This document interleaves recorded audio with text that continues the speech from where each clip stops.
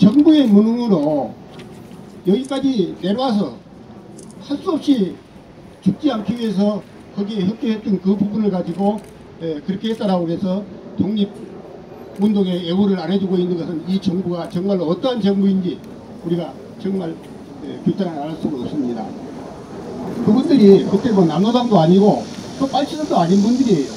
그런데 인민군에 협조했다라고 해서 지금도 애호를 안고 있습니다. 이 조선 사람, 여기 대한민국 사람이 2,000명이 끌려갔다가 1,300명 이상이 학살을 당해서 거기에 묻혀있다라고 그럽니다. 얼마 전에 그거를 발굴을 했는데 6월이 나오고, 그런데 정부에서는 아직 그 진상도 규명을 하지 못하고 그거를 6월을 이렇게 수습하고자 하는 의지도 없는 이런 정부입니다. 얼마나 안타깝고 그러한 면이 분통이 트였으면 86구에 몸에 뜨거운 불을 붙이고 그걸 하게 됐겠습니까? 다시 한번 서한여선생의 빠른 태율을 빌고 징역 1년, 집행유예 4년을 선고받으셨으나 실제 투옥은 1933년 1월부터 1934년 9월까지 최소 1년 9개월로 확인되고 있습니다만 현재 독립유공자로 추서되지는 않은 상태입니다. 그동안 근로정신대 피해 할머니들이 미쓰비시를 상대로 광주에서 손해배상 소송 재판이 있을 때마다 여러 차례 법정을 찾아오셔서 할머니들을 격려해 주셨고 2014년 10월부터 여러 차례 서울까지 상경해서 일본 대사관 앞 수요 시위에 함께하는 등 평소 국권 회복과 민족 문제에 많은 관심을 갖고 있었습니다. 이 카페에 많이들 오셔서 격려글도 남겨주시고 쾌유를 기원하는 마음도 모아주시기를 바랍니다. 특별히 할아버지의 치료와 활동 등을 목적으로 한 모금 계좌가 개설이 되었습니다. 받으시고 확인하셔서 널리 알려주시고 일제의 폭압과 사슬에서 벗어난 지 70주년을 맞았지만 착잡한 심정을 금할 수 없다. 일제의 청춘을 빼앗긴 피해자들의 인권은 얼마나 회복되었으며 비로소 되찾은 광복의 기쁨은 진정 누구한테 돌아갔는가를 생각할 때 더욱 무거운 심정이다. 지난 12일 우리는 반성 없는 아베 정권의 모렴치와 박근혜 정부의 반민족적 행태를 지켜보다 못해 항일 독립운동가 후손 최연열 선생이 끝내 자신의 몸을 불을 붙여 온 국민들에게 민족적 각성을 촉구하는 상황을 최연열 선생은 일제의 폭압을 누구보다 뼈저리게 겪은 분이다. 독립 쟁취를 목적으로 한 전남 영암 영보 농민 독립만세 시위 사건에 주도적으로 참여, 이로 인해 치안유지법 위반 등의 혐의로 1년 형량을 선고받아 고초까지 겪었던 애국지사이다. 최연열 선생 역시 항일 독립지사였던 선친의 기계와 혼을 그대로 이어온 분이었다.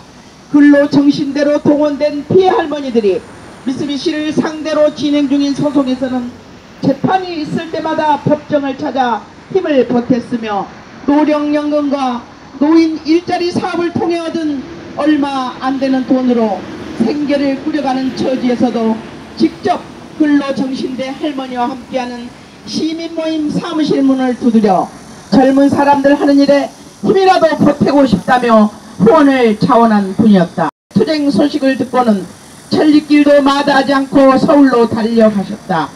광주에 살면서도 일본 대사관 앞 수요 집회에 수차례 참석하여 왔으며 그곳에서 할머니들과 함께 비바람을 맞고 할머니들과 함께 목소리를 높였던 분이다. 우리가 안타까워하는 것은 이것이다.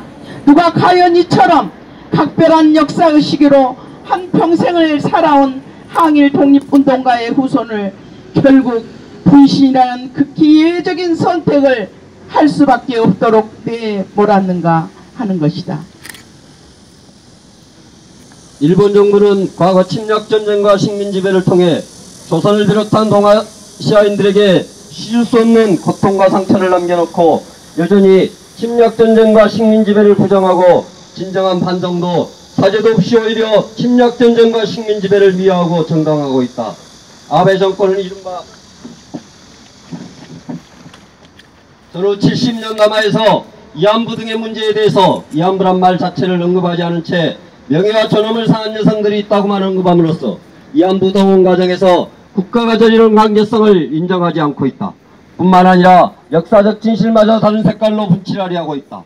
정한론의 발상지인 쇼카선 죽구, 군함도 등 일제강제징용 현장을 끝내 세계유산으로 등재시키는가 하면 집단적 자유권 보유, 안보법 재개정을 통해 이제 전쟁할 수 있는 나라, 자위대가 전세계 언제 어디든 갈 수 있는 나라를 만들어 놓고 평화헌법을 개정 추진하고 있다.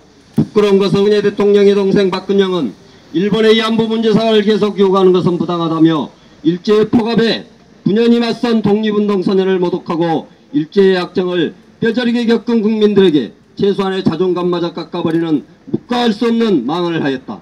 박근혜 대통령은 어떠한가?